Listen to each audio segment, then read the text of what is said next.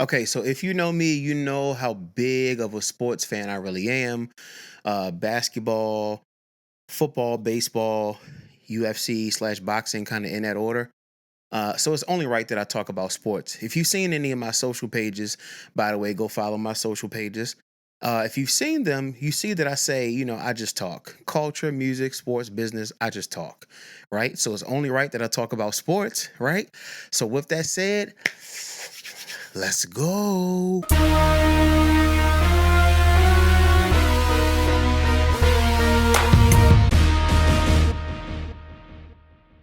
Okay, so I'm gonna do my best to make today's video quick.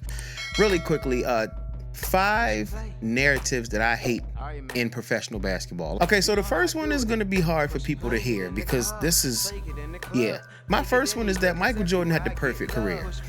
Here's the people, look, as humans and as adults, I feel like we should really understand psychology a little more. When you like something, you give it more credit than it deserves. When you dislike something, you criticize it more than it deserves. Most people haven't figured that out as far as why they are such Jordan fans. It's because of the marketing, and it's because it's a lot has a lot to do with how great he was, obviously. But to say he had a perfect career, and I'm not even saying this is something that's unanimous amongst Jordan fans, but I've heard it enough. Like Jamal Crawford did an interview years ago where he said he was like the perfect player. Michael Jordan was not perfect. We gotta stop, man. Yes, he had a perfect finals record. 6-0, impressive. Two three-peats, really impressive. But he was not perfect. Michael Jordan had bad shooting nights. Michael Jordan didn't know how to talk to teammates. He was selfish until Phil Jackson was smart enough to listen to text winners, unlike Doug Collins was, and finally devise a system where everybody had some kind of strength that you could exploit for success, not just Michael. But Michael wasn't perfect. He got caught in Atlantic City the night before the New York Knicks game and then proceeded to play bad the following game. He's a scorer. So, like Kobe said, when they asked Kobe, who would you pick outside of you to play with nowadays? And at the time, it was like the 2000s. He was like, I pick LeBron. He's a passer. I'm a gunner. Michael Jordan is a gunner. He's going to shoot. He's had 11 for 31 games. He's had 9 for 35 games. And lo and behold, like it took him 6 years to get to the finals. I know we talk about Scotty's migraine in 1990, Game 7 Eastern Conference Finals, why Chicago didn't make the finals. But according to how you guys look at LeBron, Michael should have just been able to win anyway, correct? No? Okay, so this second one is today's NBA is soft.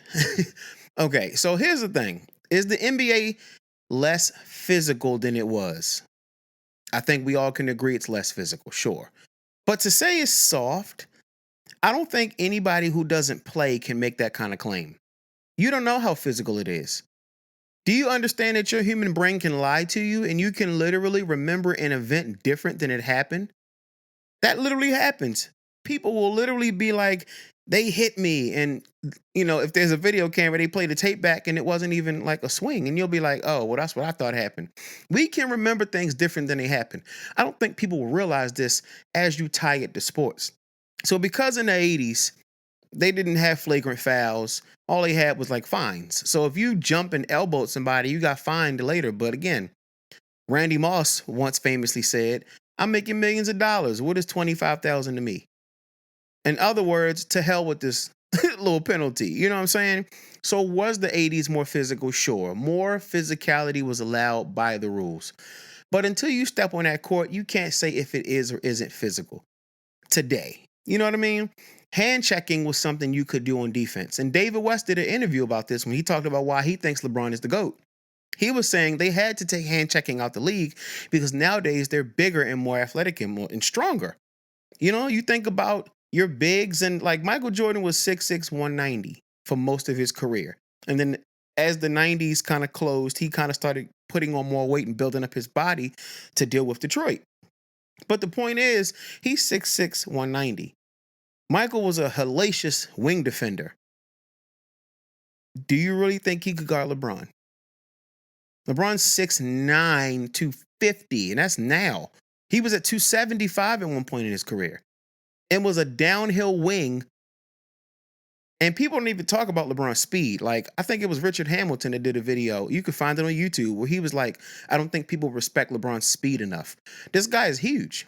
He's bigger than Travis Kelce. Like, if you really think about this, he's bigger than Travis Kelce. He's bigger than Gronk. And this is a guy that can run almost pretty much as fast as your point guard. I mean, I've seen LeBron beat point guards down the floor. So when we talk about physicality and softness and this and the other, a lot of that stuff has to do with rule changes. Hand checking, which is what I started talking about first, hand checking was taken out of the league. And people will say, well, that makes it easier to score, doesn't it? Sure. But what it really does is makes it harder to defend. Nick Wright said this probably 5 some odd years ago. He said, we all gave Michael Jordan credit for being able to score, even when you could hand check him.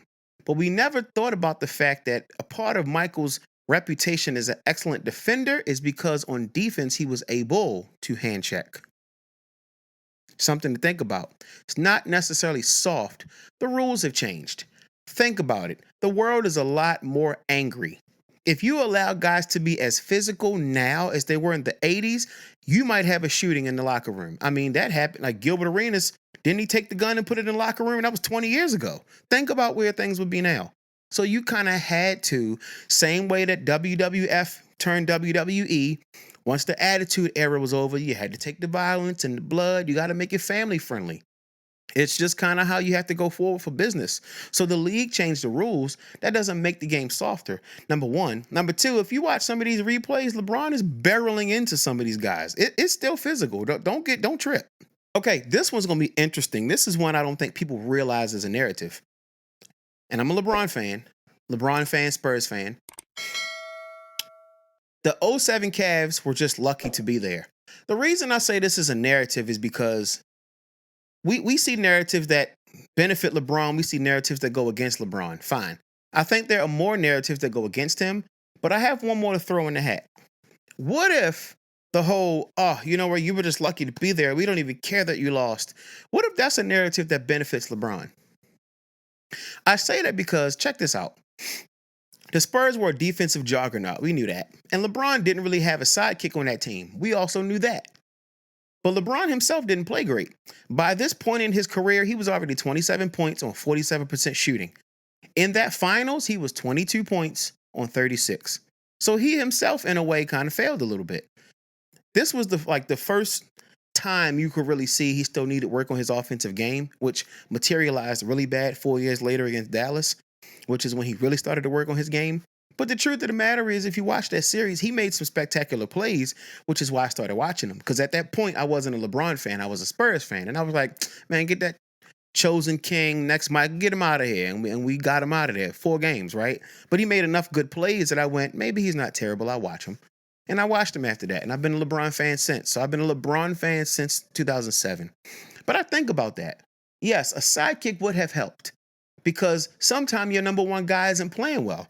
In 2019, second round, game 7 against Denver, Portland barely squeaked by to get to the Western Conference Finals. Why? Dame had like 13 points.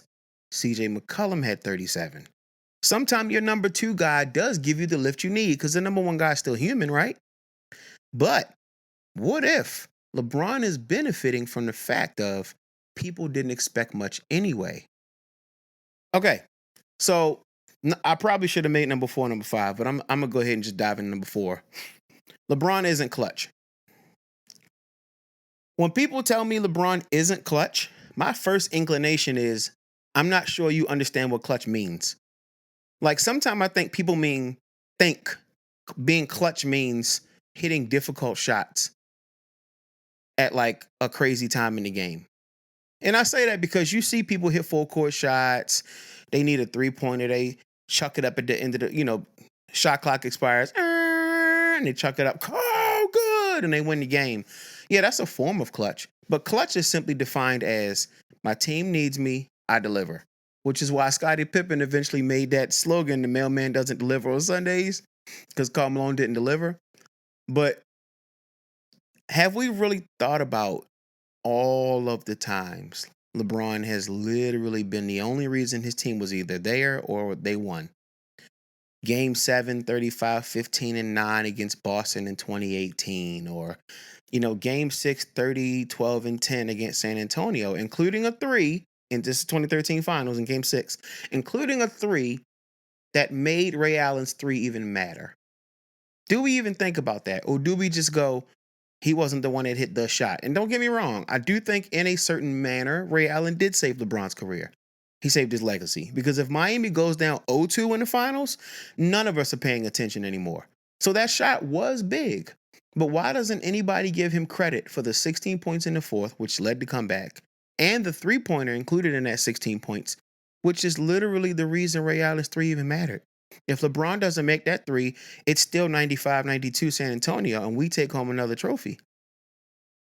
Nobody thinks about it like that. LeBron helped lead the charge, but he doesn't get credit for that.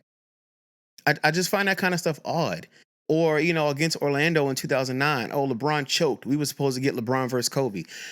He averaged 38, 8, and 8. What do you want him to do? Average 50, 50, and 50? Like, sometimes the things people expect from LeBron, y'all think he's the GOAT. Because you wouldn't expect that nonsense out of nobody you didn't think was the GOAT. Be honest. Okay, this the last one is interesting. Team jumping is disloyal. The reason I say this last one is interesting is because what exactly is loyalty in sports? I like, if you're watching this video, comment, please tell me, what does loyalty look like in sports? Marcus Smart, who just spent his whole career with the Celtics, was just traded this year. To be honest, I felt like it was time for them to trade him. He's older, not as efficient on offense, might be a locker room leader, great on defense, fine. But I felt like they needed somebody younger, maybe a little more offensive. You could start Peyton Pritchard or just bring Pritchard in behind Brogdon.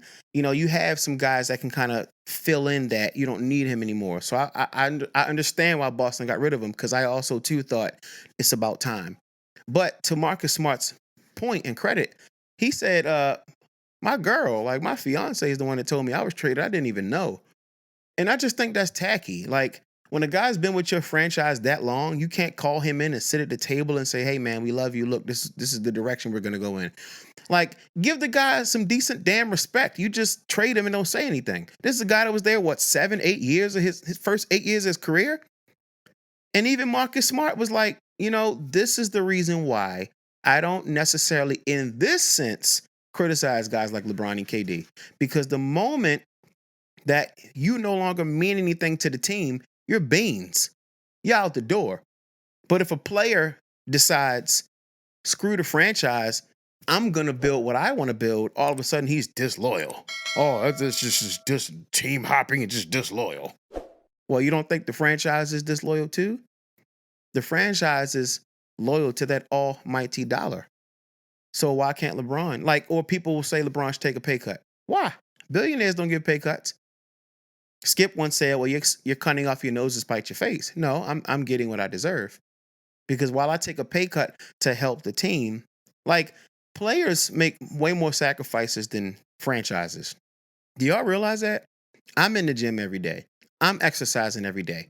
I'm rehabbing an injury for 2 whole damn seasons trying to come back to save my career. Because the truth is, if my career's over, you might feel bad for me, but you're going to be owner for the next 20. You're going to be coach for the next 10 if you can stay that long, if you're that good. But the point is, you guys, y'all don't have any physical risk. Only the player does. So for me, to hell with the whole idea of team jumping is disloyal. I disliked Kevin Durant going to the Warriors because we all knew it was the easiest route. But as far as him leaving Oklahoma City and leaving Russ, I had no problem with it. Why should I continue to give my talent to a situation that is not working? That doesn't benefit the player. And the funny thing is, with the whole loyalty and don't jump sides and don't jump teams, regular people have no problem taking advantage of situations that better them. But for some reason in sports, and mainly basketball, because people have this hero mentality, stay with your original team and win a title. That's if it's possible, because then you end up being Damian Lillard. Let me say the media, the correct thing to the media. Oh, ride with my guys, bring a championship home. I'm going to be loyal. And then all of a sudden, now I want to leave. We knew that. You're a championship level player. You deserve to compete for a damn championship. But you want to pedal like you didn't care, and now all of a sudden you want to leave. So you know what you should do?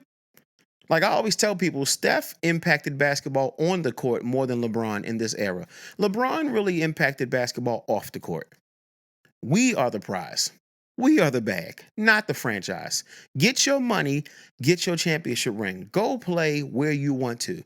And I'm sorry, I agree with that because we see what always happens to players. I mean, Dylan Brooks was idiotic with his comments, and more embarrassingly, his lack of play with his comments towards LeBron. But there's never a time where your franchise should publicly say, "We're not bringing you back and it doesn't matter the situation." That's just embarrassing. But the franchise had no problem kicking him out the door as soon as they were done with him. So until you guys show me where teams are loyal first to the player, then to the money, then I'll have, more of your perspective of the players should be loyal. But if we're going to constantly have franchises who throw players out the door when they're done with them, then spare me with the whole team, players aren't loyal and team jumping is yada yada. I don't want to hear that. Spare me. Because at the end of the day, what you're basically saying is the franchise deserves more control of that player's career than the player does. Well, without that player, where's the franchise? All right. I hope you liked the video. It's my first sports video. I will do more. Don't worry. I'll have some more motivational tips for business and things like that. Follow me on all of the socials. Hey man, I'm about to have 100 followers on Threads. I'm pushing. You know what I'm saying? Most of my followers on Threads haven't come over yet, so I'm talking to the celebrities. But hey, follow me on Threads, IG. I don't use Twitter as much, but I'm on Twitter. YouTube. I have YouTube Shorts. I have Facebook. Same thing. Jamaal Bethia _ at Jamaal Bethia _. Thanks for watching the video. Peace. Clap your hands.